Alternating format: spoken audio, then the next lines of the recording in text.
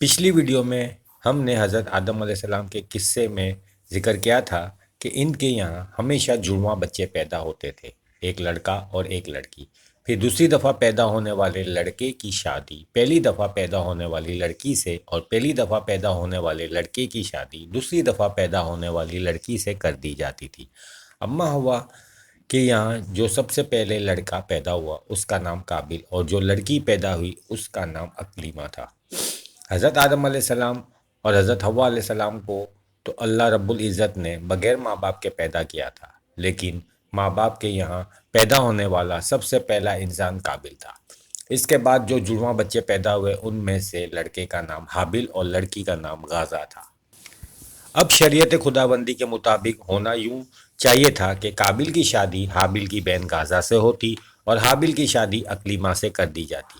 حضرت آدم علیہ السلام کے یہ چاروں بچے جب جوان ہوئے تو انہوں نے اللہ تعالیٰ کے حکم سے اسی طریقے کے مطابق ان کی شادیاں کرنے کا ارادہ کیا، مگر جب قابل کو اس بات کا پتہ چلا تو اس نے اپنی بہن اکلیمہ کی شادی حابل کے ساتھ کرنے سے انکار کر دیا۔ کہا جاتا ہے کہ اس کی بہن اکلیمہ غازہ کے مقابلے میں زیادہ خوبصورت تھی، اس لیے وہ خود ہی اس سے شادی کرنا چاہتا تھا۔ حضرت آدم علیہ السلام نے اس کو بہت سمجھایا کہ اکلیمہ تمہارے لیے حرام ہے، کیونکہ یہ اللہ تعالیٰ کا حکم ہے، مگر اس کے کان پر جو کی تو نہ رہے گی۔ وہ اپنی اس ناجائز ضد پر ہی ڈٹا رہا۔ اس نے حابل کو دھمکی دی کہ وہ اس کی بہن اکلیمہ کے ساتھ شادی کرنے سے باز آ جائے، ورنہ وہ اسے قتل کر دے گا۔ حابل اگرچہ اپنے بھائی قابل سے جسمانی طور پر زیادہ طاقتور تھا، لیکن اس نے اس سے کچھ نہیں کہا، صرف اتنا کہا، دیکھو بھائی، یہ شادی میں اپنی مرضی سے نہیں کر رہا بلکہ اللہ تعالیٰ کا حکم ہے۔ ہمیں چاہیے کہ ہم اللہ تعالیٰ کے اس حکم کو بصر و چشم تسلیم کر لیں، کیونکہ اسی میں ہماری بھلائی ہے، ورنہ اللہ تعالیٰ کا عذاب بڑھ سکتے۔ تم جو کچھ کرنا چاہتے ہو بے شک کر گزرو، مگر میں ایک ذرہ برابر بھی اللہ تعالیٰ کی نافرمانی نہیں کرنا چاہتا۔ اگر تم مجھے قتل کرنا چاہتے ہو تو بے شک کر ڈالو، لیکن میں قتل کے لیے تمہاری طرف ہاتھ نہیں بڑھاؤں گا، کیونکہ مجھے تو اللہ تعالیٰ کے عذاب سے ڈر لگتا ہے۔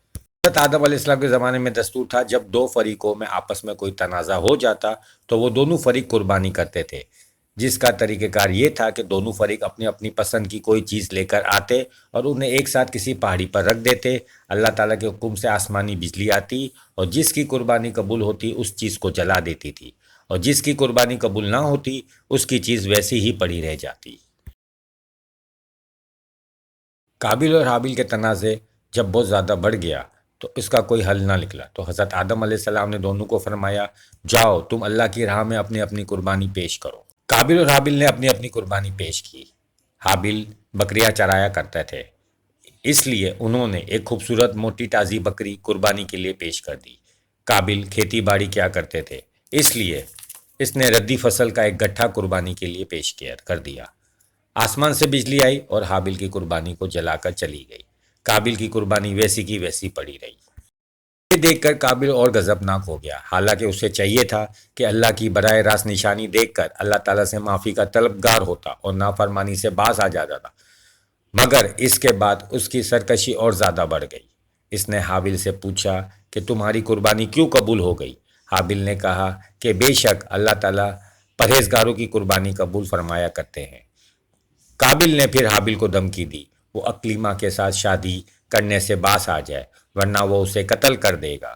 حابل نے کہا، تو جو کچھ کرنا چاہتا ہے کر گزر، مگر میں اللہ کے حکم سے سرتابی نہیں کروں گا۔ بالآخر قابل نے طیش میں آ کر حابل کو قتل کر دیا۔ یہ انسانیت کا پہلا قتل تھا۔ خیر، قابل نے حابل کا قتل تو کر دیا، مگر اب وہ اس کی مردہ جسم کے بارے میں بہت پریشان ہوا کہ اس کا کیا کرے۔ اب یہ سوچ ہی رہا تھا، اللہ نے وہاں دو کوے بھیج دیے۔ پھر یہ کوے وہاں بیٹھ کر آپس میں لڑنے لگے، حتیٰ کہ ایک نے دوسرے کو ہلاک کر دیا۔ جو کوا زندہ بچ گیا اس نے وہیں پر زمین کھودنا شروع کر دی۔ جب ایک چھوٹا سا گڑھا بن گیا تو اس نے مردے کوے کو اس میں دفن کر دیا۔ قابل نے جب یہ تمام صورتحال دیکھی تو کہا، ہائے افسوس، میں تو اس حقیر کوے سے بھی گیا گزرا نکلا کہ اپنے بھائی کی مردہ جسم کو بھی دفن نہ کر سکا۔ پھر اس نے بھی کوے کی پیروی کرتے ہوئے گڑھا کھود کر اس میں حابل کو دفن کر دیا۔ جب حضرت آدم علیہ السلام کو اپنے بیٹے حابیل کے قتل ہونے کی خبر ملی تو وہ بہت زیادہ غم زدہ ہوئے، کیونکہ وہ قابیل کی نسبت حابیل سے بہت زیادہ پیار کرتے تھے، اس لیے کہ وہ اپنے والدین اور اللہ تعالیٰ کے انتہائی مطیع و فرما بردار تھے، جبکہ قابیل انتہائی نافرمان تھے۔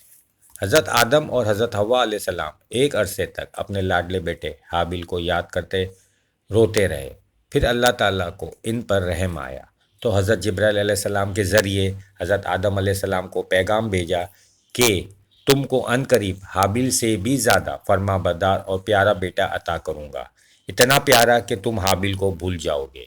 اس کے 5 سال بعد اماں حوا کے یہاں حضرت شیس علیہ السلام کی ولادت ہوئی۔ شیس کے معنی ہیں اللہ کا عطیہ۔ چونکہ اللہ تعالیٰ نے حابیل کے بدلے میں ان کو عطا فرمایا تھا، اس لیے ان کا نام شیس رکھا۔ یہ شکل و صورت میں بالکل حضرت آدم علیہ السلام کے مشابہ تھے۔ پھر ساری زندگی اپنی تمام اولاد میں سے سب سے زیادہ عزیز حضرت آدم علیہ السلام کو یہی رہے۔